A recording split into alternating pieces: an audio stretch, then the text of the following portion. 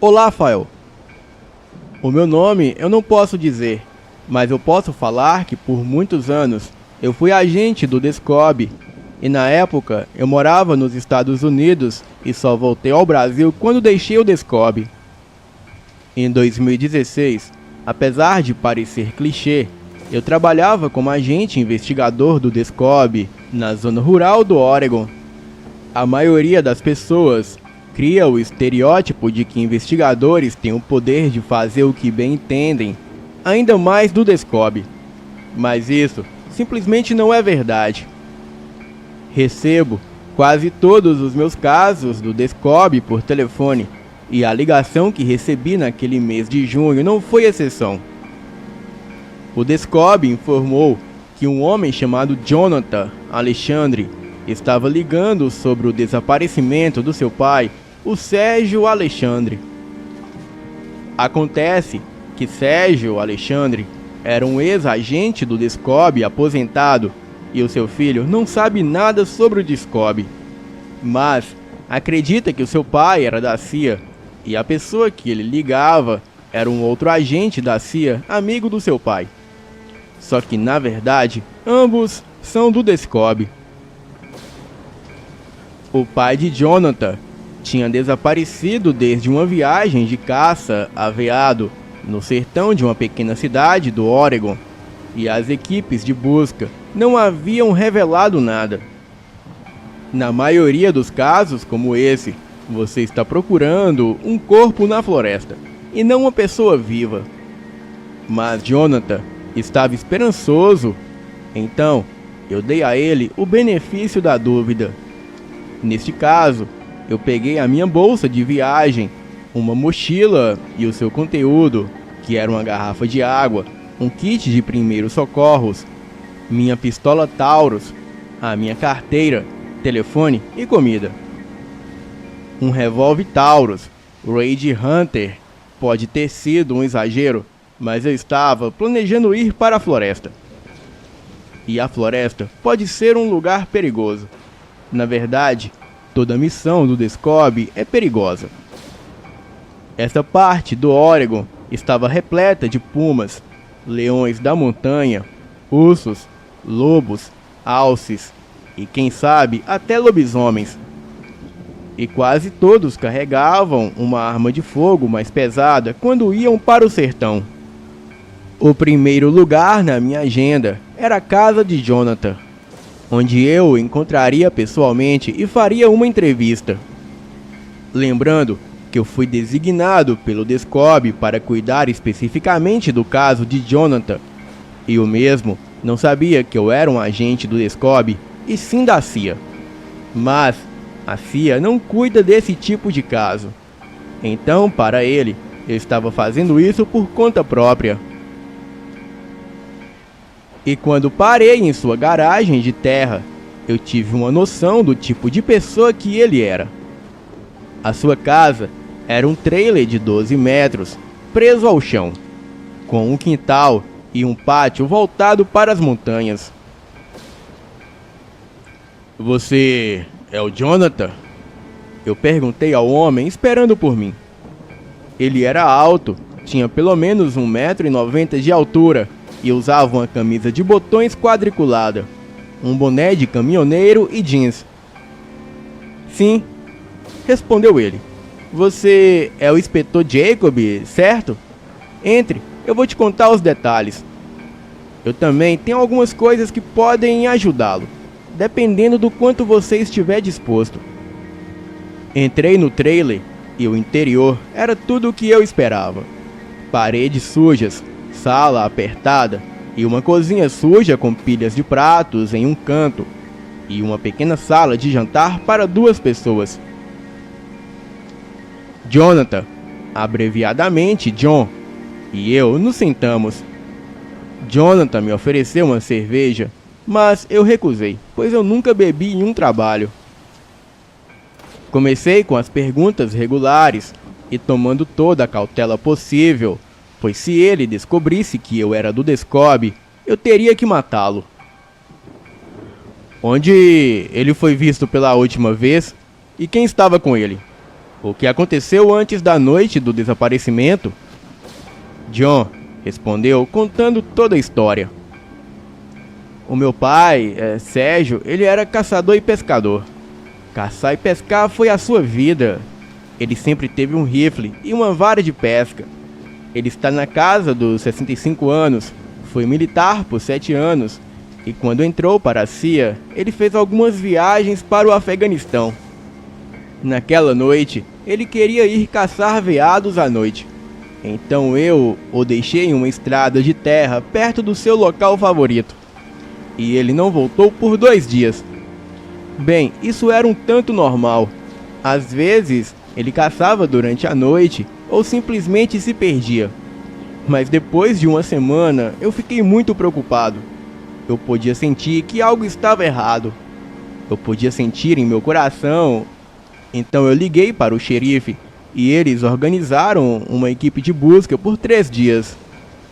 Fomos em todas as direções, cobrimos todo o terreno. E sabe de uma coisa, inspetor? Nada, nenhuma pista. Nenhuma barra de chocolate, nem passos passando por algum lugar, nenhuma trilha e nem nada. E depois que ele foi declarado morto, eu saí sozinho para fazer uma busca. Eu sei que ele ainda está lá fora. Eu sei disso. E onde fica essa estrada de terra? O John marcou a estrada no GPS do meu telefone. Eu agradeci a ele e fui embora. Eu tinha uma regra, que era não voltar de mãos vazias, porque missão dada é missão cumprida. Voltaria a menos que realmente eu encontrasse o Sérgio, vivo ou morto. A minha próxima parada foi no escritório do xerife, no meio daquela pequena cidade. Eu passei por várias lojas de beira de estrada, até chegar ao estacionamento do escritório do xerife. Estacionei e entrei no local, indo até a recepção, onde um delegado alto e magro estava cuidando da papelada e mascando chiclete, provavelmente para substituir os cigarros. Então, eu disse a ele que estava investigando o desaparecimento de Sérgio Alexandre e ele me mandou ao escritório do xerife. O xerife, um homem calvo na sua casa dos 50 anos, chamado Clyde. Ele deu um sorriso forçado quando eu entrei. Uma bandeira americana já estava fixada na parede, junto com dezenas de pôsteres de pessoas desaparecidas e de procurados. Então, inspetor, esse cara desaparecido é amigo seu? Ele perguntou. Não, eu respondi. Um cliente, ele quer que eu o encontre. Sérgio é o pai do cara. Para a polícia, eu era um investigador particular. Bem, você está com sorte, respondeu Clyde. Não tivemos muitas atividades criminosas. Então eu posso mostrar alguns dos relatórios do grupo de busca. Clyde enfiou a mão na mesa e tirou uma pilha de papéis e fotos que folheei. E uma das fotos capturou uma imagem mostrando rastros de pegada, terminando de forma abrupta. Mas o que é isso? Eu perguntei. Essa é a parte mais estranha do caso. As pegadas que conduziam ao local de caça favorito de Sérgio simplesmente pararam. E nenhuma trilha levando a outro lugar. Nenhuma marca de pneu, nem nada. É como se ele simplesmente tivesse se levantado e desaparecido no ar. Suspirei, pois este caso seria difícil. E o que mais há de interessante, xerife? Eu perguntei, olhando os arquivos. O Clyde retirou uma imagem de satélite da floresta, com uma marcação no local onde o Sérgio havia desaparecido. Esta é toda a área em que estimamos que o Sérgio poderia ter caminhado durante a sua ausência, afirmou Clyde. Nós verificamos cada pedacinho dele e adivinha? Nada de nada, absolutamente nada. mas tem uma coisa que achamos interessante. E o que é, xerife? Eu perguntei. Havia um padrão, e cada vez que checávamos um lugar, ouvíamos o rádio de Sérgio vindo de algum lugar. Eu levantei uma sobrancelha. O xerife Clyde continuou. Mas foi muito fraco, mal consegui ouvir. E outra coisa estranha foi quando fomos procurar o Sérgio em toda a área onde ele sumiu, e todos os pássaros e bichos ficaram quietos, até mesmo os grilos. E assim que saímos da área do suposto desaparecimento, tudo voltou ao normal. Olhei para o relógio e eram 18 horas. E depois de anotar todas as pistas que eu consegui reunir, agradeci ao xerife e saí. E a minha próxima parada, o bosque. Quando parei na estrada de terra, em minha picape, já estava escurecendo. E não era o momento ideal para vasculhar a área e encontrar por pistas. Todo detetive sabe como são importantes as primeiras 45 horas do desaparecimento. O lugar era exatamente como John o descrevera. Era extremamente rural, a apenas alguns quilômetros de distância de uma cadeia de montanhas, e estava completamente silencioso. A floresta deveria estar viva, com pássaros cantando, perus selvagens se movendo, grilos cantando, mas a noite estava morta. Acendendo a minha lanterna, eu encontrei os passos de Sérgio desde a última vez que ele foi visto, e então eu comecei a vasculhar a área. Era exatamente como Clyde e Jonathan disseram. A trilha parou abruptamente no meio da floresta e nada, nenhum outro sinal de que o Sérgio estava mesmo ali. Era como se ele simplesmente tivesse se levantado e desaparecido. De repente, eu ouvi um farfalhar atrás de mim. Já estava totalmente escuro agora, e ninguém deveria estar lá do meu lado. O som veio novamente, exceto que agora estava na minha frente, mas apenas fora do alcance da minha lanterna. Quem está aí? Eu gritei. Mostre-se! Estou armado! Para dramatizar, eu apertei o coldre do meu revólver Taurus no meu cinto, e de repente, algo me bateu bem nas minhas costas. Eu não tive tempo de sacar a minha arma, e considerando que quem estava fazendo isso provavelmente era um cara bêbado, e eu não precisaria disso. Eu me virei e mandei um soco, estilo Mike Tyson, na direção da coisa, e acabei batendo em uma árvore e quase quebrando o meu pulso. Na fração de segundos em que fui atingido nas costas e virei com um soco na mesma hora, eu percebi que havia socado uma árvore e que os meus dedos estavam realmente sangrando. E quem quer que estivesse atrás de mim, se houvesse alguém, lógico, atrás de mim, já teria partido há muito tempo. E então, foi quando as risadas começaram. Na verdade, era mais como uma gargalhada. Urros estranhos, louco e não natural. Seja lá o que fosse, era perturbador de qualquer maneira. Peguei o meu revólver projetado para derrubar ursos e disparei um tiro ensurdecedor para o ar. A risada e tudo parou um pouco, e eu quase baixei a guarda.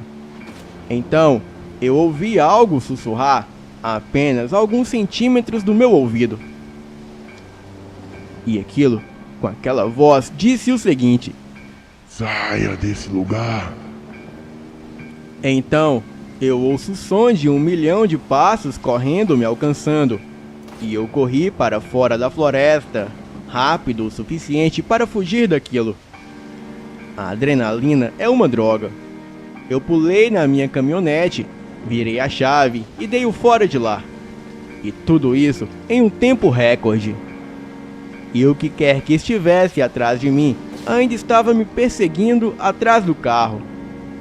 Olhei no espelho retrovisor para tentar olhar a coisa, que estava correndo a pelo menos 130 km por hora para me acompanhar. E eu não vi nada. Eu sei que estava lá, porque quando aquilo corria pela estrada, levantava poeira, e quando corria pelos matos na lateral, o mato abaixava. Havia uma enorme forma borrada correndo atrás de mim, escura como a noite. Era como se alguém pegasse uma enorme massa de estática de uma TV dos anos 80, transformando-a em algum tipo de criatura e a colocasse em uma estrada de terra às 9 horas da noite para perseguir algum pobre agente do Descob. Virei à direita e dirigi pela estrada até chegar à cidade. A coisa estava obviamente perdida. Estacionei no estacionamento de um posto de gasolina e tomei um fôlego. E no dia seguinte, eu fui para a casa de uma mulher chamada Meredith. Eu tinha ouvido falar dela quando estava no bar na noite em que vi a coisa demônio. Ouvi falar por alguns viciados em paranormais que estavam particularmente interessados no que eu disse. Meredith aparentemente possui uma loja de chá e plantas na periferia da cidade, e com a loja no primeiro andar da sua casa. Ela também sabia algumas coisas sobre entidades paranormais. Eu parei na garagem da sua loja e bati a porta. "Estamos fechados, idiota!" Alguém, provavelmente Meredith, gritou. Olhei para o horário do funcionamento da loja colado na porta da frente, e era uma sexta-feira, e de acordo com seu gráfico, provavelmente desatualizado de horário de funcionamento da loja, ela estava de fato aberta. "A loja está aberta, então pare de ser preguiçosa!" Eu gritei de volta. Meredith resmungou e abriu a porta trancada. Em pessoa, ela era uma latina baixa, com longos cabelos negros e um gorro roxo, e vestindo um sobretudo e jeans, o que não era totalmente suspeito. "O que você quer?" Ela retrucou. "O que eu quero é saber o que há naquele bosque. E a senhora não me irrite. Ainda estou de ressaca. Você estuda o paranormal e o sobrenatural, ou estou errado?" "Não, você não está errado." "Pois é, dona. Ontem eu fui intimidado e perseguido por alguma coisa demoníaca esquisita, enquanto eu procurava um homem desaparecido na floresta." O rosto de Meredith ficou pálido. No Descob, aprendemos a ler as expressões que as pessoas fazem, e pelo que parece, ela sabe exatamente do que eu estava falando. "Entre, talvez eu possa ajudá-lo." Como a casa de Jonathan, fui facilmente capaz de distinguir o interior da casa por dentro. Haviam plantas por toda parte, nas paredes, crescendo em vasos gigantes no chão, bem como prateleiras cheias de copos e alguns sacos cheios de substâncias estranhas. Sentei-me em um sofá gasto, enquanto Meredith pensava no que ia falar em seguida. "Em primeiro lugar, quem te contou sobre mim?" ela perguntou. "Foi um sujeito britânico chamado Ron." Eu disse. Mas, novamente eu estava bêbado. Então pode ter sido John ou Bob, tanto faz. "E como você disse que essa coisa parecia?" "Grande, escuro, embaçado, eu não conseguia realmente ver, já que estava a pelo menos 30 metros de distância. mas estava correndo a 120 por hora. E o que quer que fosse, era enorme e deve ter mais de 6 metros de largura. E você olhou diretamente? Meredith perguntou. Eu respondi claramente. Não. Olhei pelo retrovisor e, mesmo assim, eu não pude ver direito. Ah, deve ser por isso que você ainda está vivo. E o que é que foi isso? Eu perguntei. O que você acabou de descrever é o que chamamos de Nagalak-Karu. Nagalak-Karu? Eu murmurei. Que diabos é isso? Ninguém realmente sabe. Meredith respondeu. Ele, ela, seja o que for Nagalak-Karu seja, é uma entidade antiga. Está na floresta há provavelmente mais de um século e ninguém sabe de onde veio. Você disse que estava procurando um cara desaparecido, certo? Bem, provavelmente Nagalak-Karu o levou. Nagalak-Karu pode comê-lo, pode deixá-lo ir, pode mantê-lo prisioneiro para a eternidade. Eu não sei. Então, como eu faço para matar essa coisa? Eu perguntei. Eu preciso fechar este caso. Você provavelmente não pode, disse Meredith, mas faça o que fizer. Não olhe diretamente para Nagalak-Karu, ou a sua mente literalmente derrete com horror insondável e você morrerá. Não olhe para ele. Não olhar para a coisa demônio? Eu disse.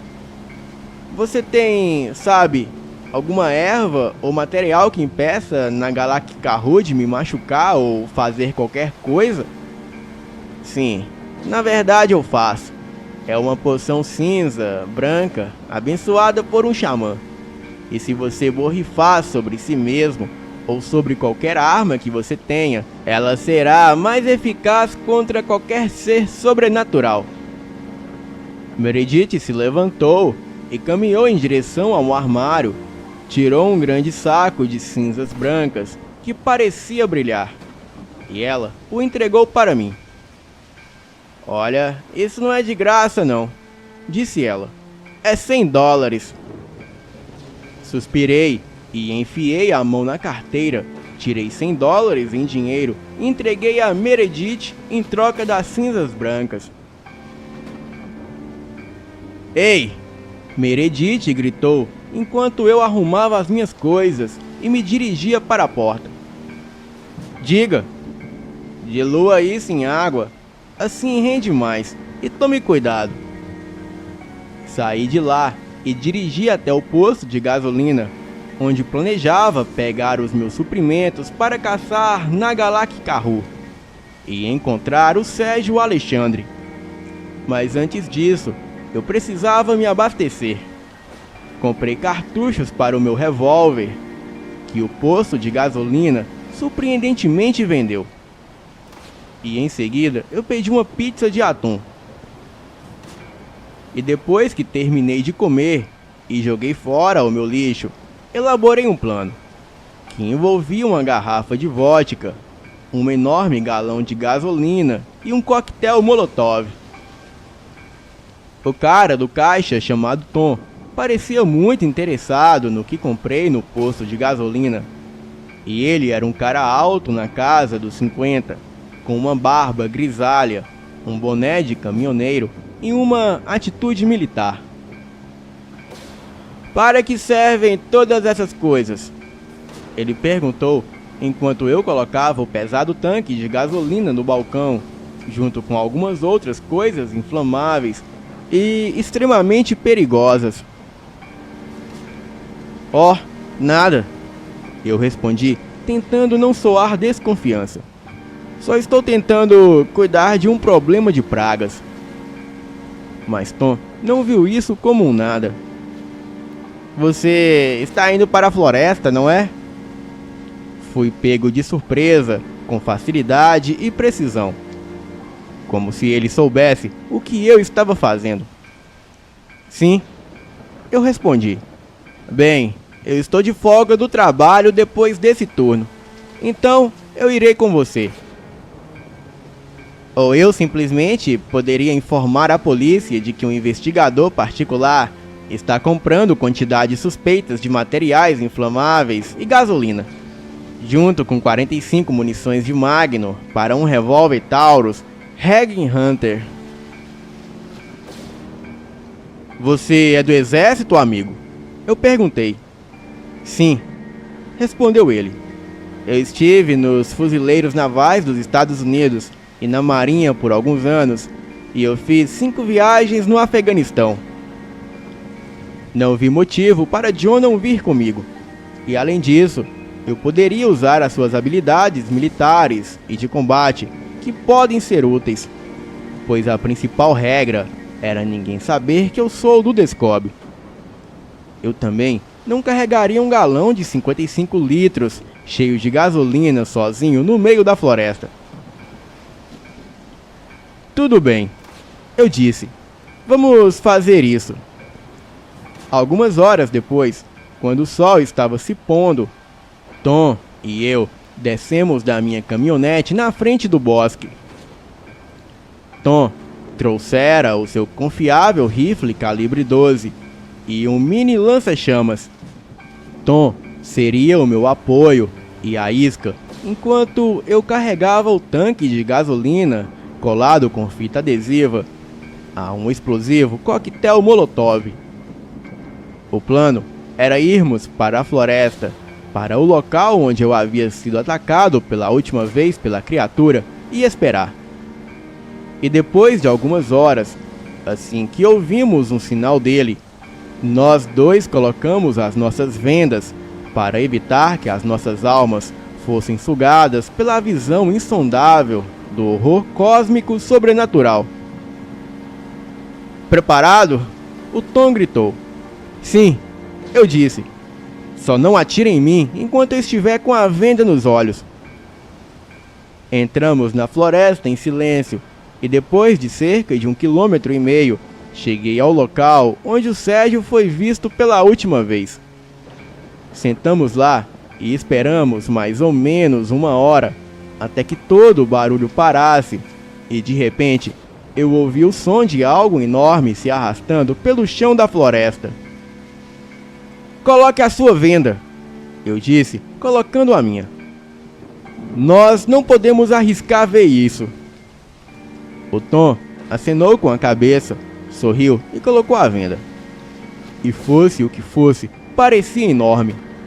E ele dizia com uma voz demoníaca e antiga: Saia desse lugar.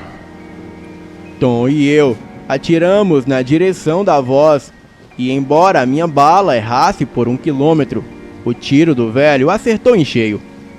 E embora eu não pudesse ouvir, eu vi a luz da explosão de fogo, faíscas e chamas saindo do cano da espingarda de Tom, e atingiu o monstro demônio. A coisa guinchou e recuamos alguns passos, ainda cegos. E sem avisar, o chão se abriu abaixo de nós. Tom e eu caímos na caverna abaixo de nós, a 1,80 m. Você está bem? Eu perguntei. Nunca estive melhor, respondeu Tom. Mas o que é este lugar? Levantei a minha venda e olhei em volta, para ver que havíamos caído em um túnel subterrâneo que conduzia mais fundo na terra. Tem alguém aí? Eu preciso de ajuda!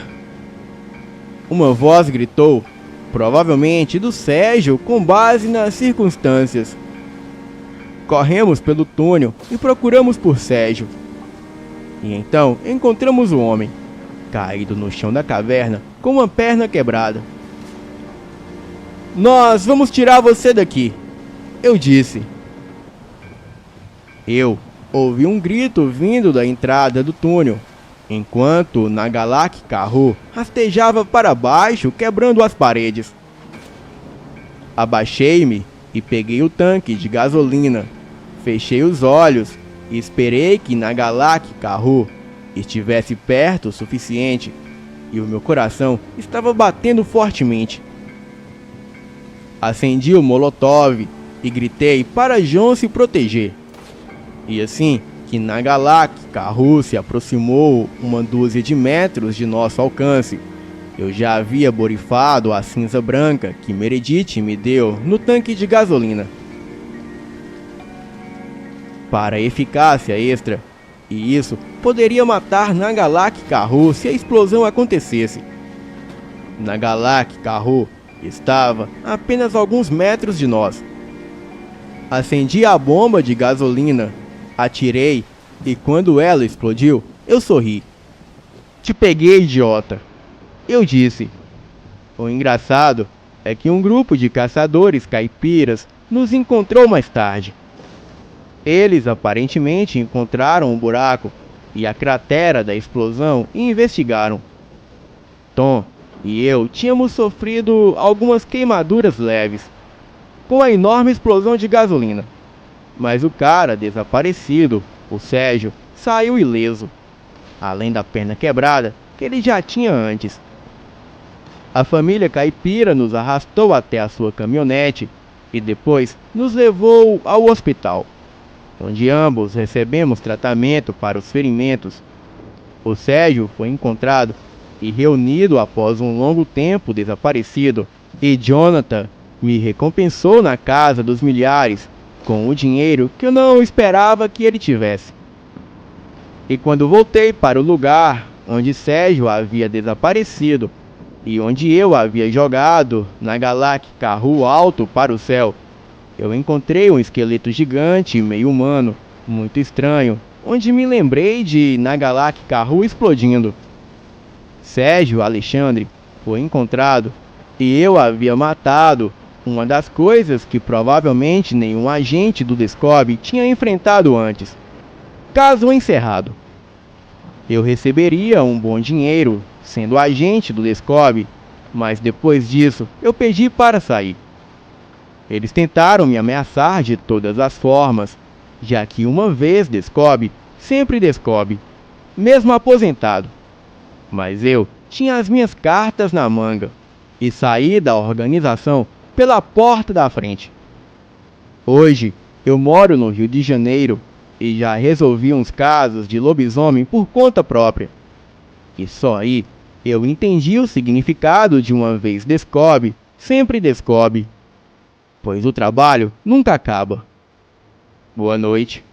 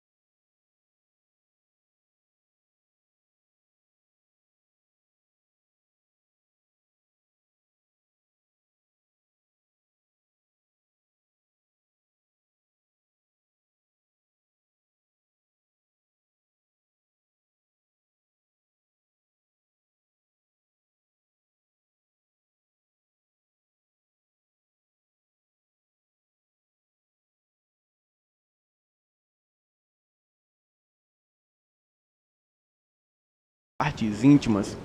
E como vocês falam aqui no canal, nós transamos loucamente por várias horas naquela noite. E eu delirava com ele em cima de mim. Pois quem é, ou já foi garota de programa, sabe que tem homens que só porque está pagando, eles pensam que são donos da gente. Mas ele não. Ele era muito carinhoso e tinha uma pegada excelente. E sabia excitar e satisfazer qualquer mulher. Bem, eu me entreguei totalmente a ele. E foi onde ele me fez ter pelo menos uns 4 orgasmos naquela noite. Bem, depois daquela noite, ele me procurou mais outras 3 vezes. E eu o esperava todo dia. Mas um certo dia, ele não veio. Eu fiquei até um pouco triste, pois ele conseguiu mexer com a minha cabeça e eu só pensava nele. Bem, naquela noite, eu saí do bordel por volta de 1 hora da madrugada e segui o rumo de casa. Eu sempre ia a pé, pois a minha casa ficava perto do bordel e também perto de um matagal. Nessa noite, o meu ex-marido e mais outros 2 caras me encurralaram numa viela deserta. Eles taparam a minha boca, amarraram os meus pés e minhas mãos e me levaram para dentro do mato, próximo a um córrego que tem neste mesmo matagal. Eu, naquela hora, logo pensei o pior. Tentei me soltar, mas era inútil. Gritar? Pior ainda, pois eu estava com a boca tapada. E quando estávamos lá dentro do matagal, o meu ex-marido disse: já que você me deixou para ficar trepando de pau em pau, dentro de um cabaré, você vai trepar com todo mundo aqui e depois vai morrer. Eles começaram a tirar as minhas roupas e assim me violentar sexualmente. Mas foi aí que de dentro das profundezas do matagal ouvimos um uivo muito alto que parecia ser de um lobo. Pisadas pesadas e rosnados de um cão vindo bem na nossa direção. E logo surgiu em nossa frente um animal gigantesco e muito feio. Ele tinha olhos vermelhos e mais ou menos uns 2 metros de altura. Era muito forte fisicamente. O animal possuía cabeça de cachorro ou lobo. Os seus dentes e unhas eram enormes. E ele fedia a carniça e também a cachorro molhado. O meu ex e os outros 2 meliantes estavam armados com pistolas. E logo começaram a atirar na criatura. Porém, parecia que aquele animal era feito de aço, pois as balas pareciam não surgir efeito contra ele, pois a criatura nem sequer se abalava. A coisa, com muita ira, deu uma bofetada em um dos capangas do meu ex, que o jogou para longe. E ele caiu a mais ou menos uns 4 metros à frente. Depois, ele foi para o segundo, onde com apenas um golpe arrancou-lhe a cabeça fora. E assim, restando apenas o meu ex. Bem, parece que a coisa... De novo? Bem, parece que a coisa sabia que era o meu ex. E por isso o deixou por último, onde fez a pior barbaridade. A criatura pegou meu ex pelo pescoço apenas com uma das mãos e o levantou até a altura da sua boca. E com uma mordida em cada braço, arrancou-lhe fora os 2 braços. E em seguida, as suas 2 pernas. E assim, o jogou dentro do córrego. Eu, impressionada com tudo aquilo, sentia medo e segurança ao mesmo tempo. Pois de um lado, aqueles caras iriam me matar. E do outro, eu fui salva por uma coisa que provavelmente era um lobisomem. E depois que ele deu cabo dos rapazes, a coisa fez algo intrigante e assustador. A fera começou a se debater no chão e em seguida voltou à forma humana. E para minha surpresa, o homem por trás daquela besta era o cara no qual eu me apaixonei no bordel. Ele, totalmente nu e meio atordoado, me olhou e veio até a mim.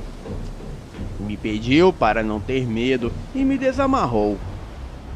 E disse que estava tudo bem agora, pois os malvados já estavam mortos.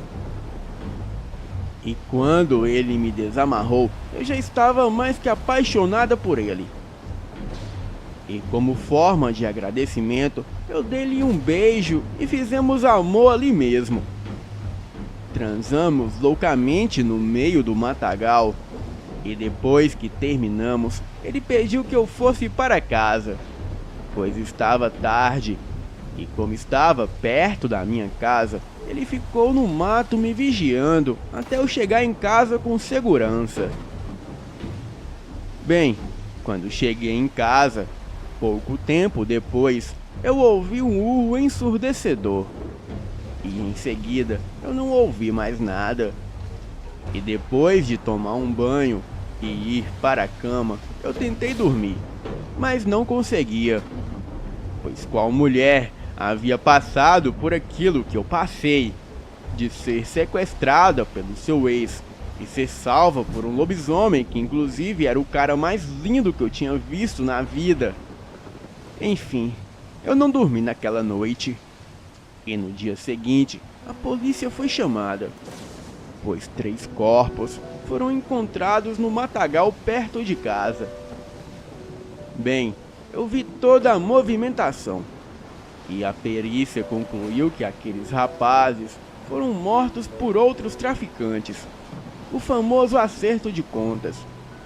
E eu, óbvio que sabia de tudo, mas não falaria nada, é claro.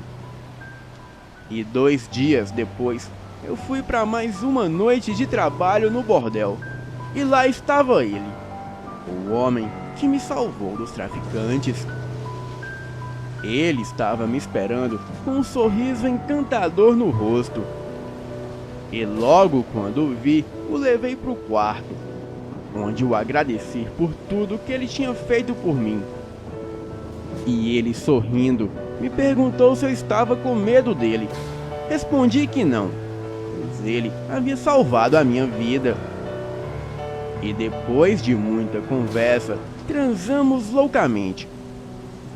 E após terminarmos o ato profano, eu me deitei em seu peito e ele perguntou o meu nome, onde eu respondi que me chamava Larissa. E ele disse que se chamava Gustavo. E depois me disse que sabia quem era o meu ex e que o conhecia muito bem. E foi onde que, por meio de um amigo, ele ficou sabendo que o meu ex iria me matar por eu tê-lo deixado para virar uma meretriz. E o Gustavo, quando soube, ficou revoltado e não deixou que isso acontecesse. E assim, ele deu cabo no meu ex. E logo em seguida, ele perguntou se eu gostaria de mudar de vida e namorar com ele. E antes de responder, eu perguntei o que ele fazia. Ele me respondeu que trabalhava em uma fábrica de biscoitos e que ganhava muito bem. Bem, eu de certa forma fiquei assustada, até porque a gente mal se conhecia e ele era um lobisomem, e questionei isso a ele. Mas ele disse que controlava a transformação, e que eu até fui testemunha disso. Bem, eu fiquei com o pé atrás, mas ele era tão lindo, e pelo fato dele ter me salvado, de certa forma, eu me sentia protegida. Então, aceitei o seu pedido de namoro. E ele me tirou daquela vida profana. Gustavo morava em uma bela casa, não muito luxuosa e nem muito grande, mas era boa. Ele tinha uma Hilux SW4 e era muito bem financeiramente. E a gente foi se conhecendo melhor aos poucos, onde ele perguntou a minha idade e eu disse que estava com 22 anos. E surpreendentemente, ele me falou que estava com 42. Eu fiquei chocada, pois ele parecia que tinha uns 28 ou 30 no máximo, por causa do seu físico. Bem, eu deixei isso pra lá. Fomos vivendo a nossa vida e quando chegava a noite, eu já ia preparada para ele. E assim, transávamos loucamente em todas as posições. E ele parecia um trator do sexo, pois era insaciável. E eu nem dava conta de suprir todas as suas vontades. Bem, quem já foi ou é deste ramo sabe que depois que nos acostumamos com um homem ou outro, é difícil sermos leoa de um só leão. Mas ele nunca me deixava passar vontade na cama. Com o tempo nos casamos e 2 anos depois que estávamos casados, ele saiu para a porta de casa para fumar, pois ele sabia que eu não gostava de cheiro de cigarro dentro de casa. Eu o observava pela janela do nosso quarto. E foi quando eu percebi que um Ford Fusion preto acabava de estacionar perto da nossa casa. E de lá saíram 2 homens armados, vestidos de preto. Eles surpreenderam o meu marido e atiraram nele pelas costas e o mataram. Eu corri até ele, mas um deles me pegou pelo cabelo, me jogou no chão e apontou a arma para minha cabeça. E disse que se eu não ficasse calada, eu morreria também. Bem, eu não pude fazer nada a não ser chamar o socorro. Mas em vez do carro da SAMU, um outro carro apareceu e levou o corpo dele. Naquela hora, apesar do meu desespero, eu pude ver a sigla Descobre no anel que um deles usavam. E depois do luto, eu fui procurar no Google essa sigla e não encontrava nada. Até achar aqui no canal vários relatos relacionados a Descobre. E depois de ver vários vídeos, eu entendi o que de fato aconteceu. O Descobre eles caçam e eliminam lobisomens tanto pactuados como os de sina. E o Gustavo era um lobisomem pactuado, pois ele tinha olhos vermelhos, e lobisomens assim são chamados de canes do inferno. E que também lobisomens naturais são de olhos amarelos e várias outras cores. Bem, o Gustavo morreu, mas me deixou um filho. Mas este filho não carrega a maldição de se transformar em lobisomem,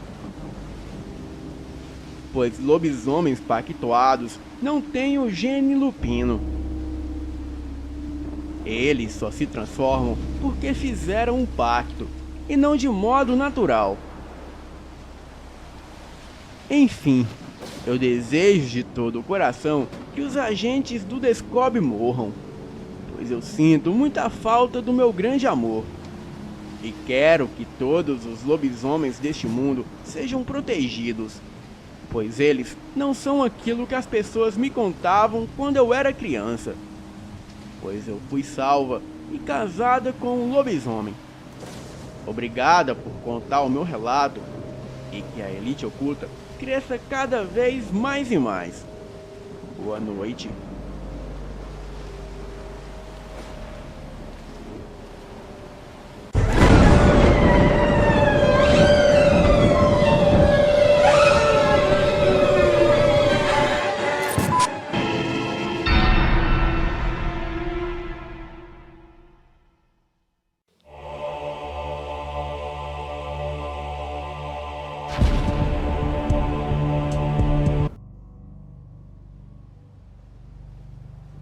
que vou relatar aqui aconteceu na minha cidade, Piatã, na Bahia, e o ano era de 2019.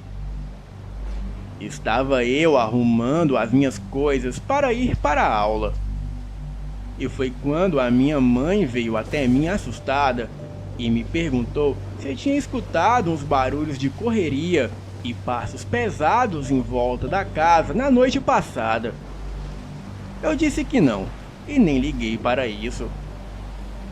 Bem, eu estudava à tarde, e quando cheguei da aula fiquei jogando Free Fire com alguns amigos, e as horas foram passando. Então, resolvemos dar um rolê na rua, e saímos por volta de 8 horas da noite. E quando foi por volta das 10 horas da noite, decidimos retornar. Bem, havia 2 caminhos para chegar em casa. Um deles era uma estrada de terra sem nenhuma iluminação, só que era mais rápido. Já o outro era um pouco mais longo, porém tinha iluminação do poste.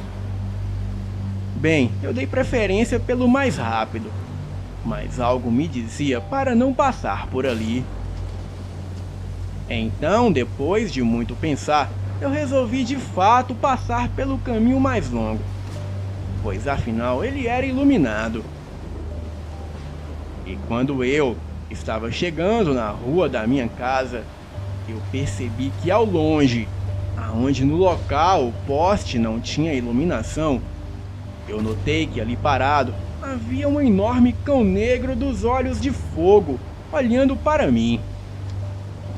Naquele momento me veio à memória de quando fui a um acampamento de escola e acabei topando com um lobisomem. Mas isso eu trago em um outro relato. Bem, assim que vi aquele enorme cão negro, já suspeitei que era um lobisomem. Então comecei a correr e logo entrei em casa. Tranquei tudo, inclusive as janelas. E a minha mãe já estava dormindo, e eu achei melhor não acordá-la. Porém, eu fiquei a noite toda acordado pensando naquela criatura. A fera nunca mais apareceu, mas algo dentro de mim fica falando que em breve eu me encontrarei novamente com aquele lobisomem. Boa noite.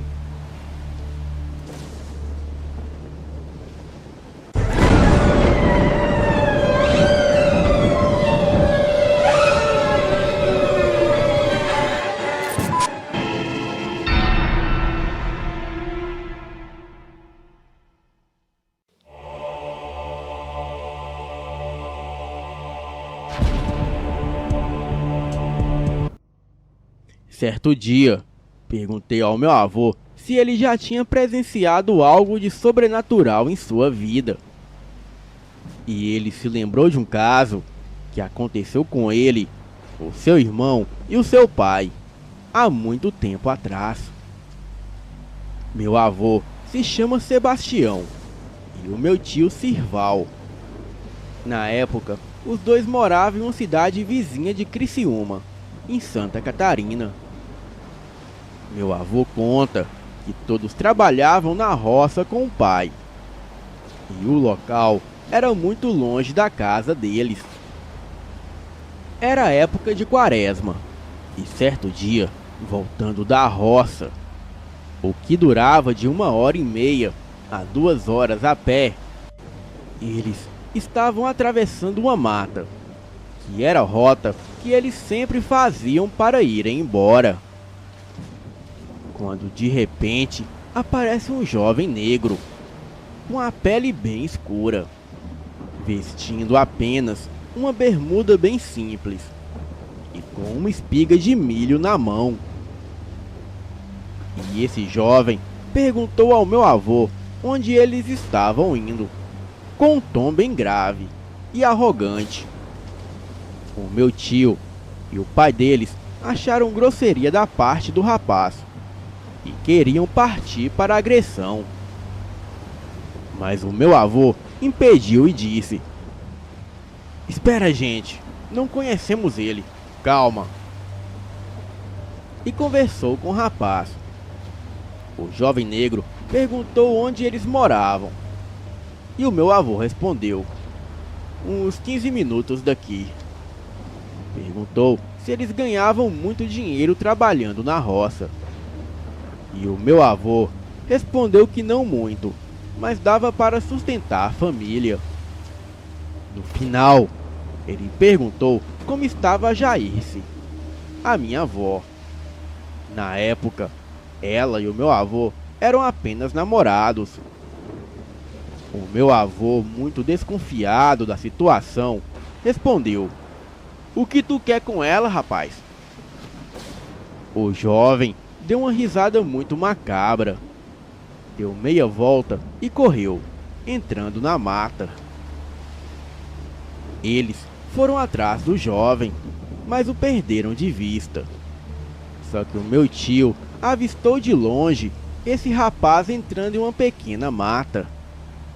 Os três cercaram essa pequena mata. Era muito pequena mesmo, cerca de 10 metros mais ou menos. Porém, ele não saiu. Então, decidiram entrar nela. E para surpresa deles, tinha apenas um porco ali. Um porco negro da mesma cor do jovem rapaz. E aquela espiga de milho estava no chão, ao lado deste animal. O pai do meu avô matou o porco com uma foice, que ele tinha para usar na roça. E em seguida, todos foram embora. O meu avô, quando chegou em casa, foi recebido com um abraço da minha avó.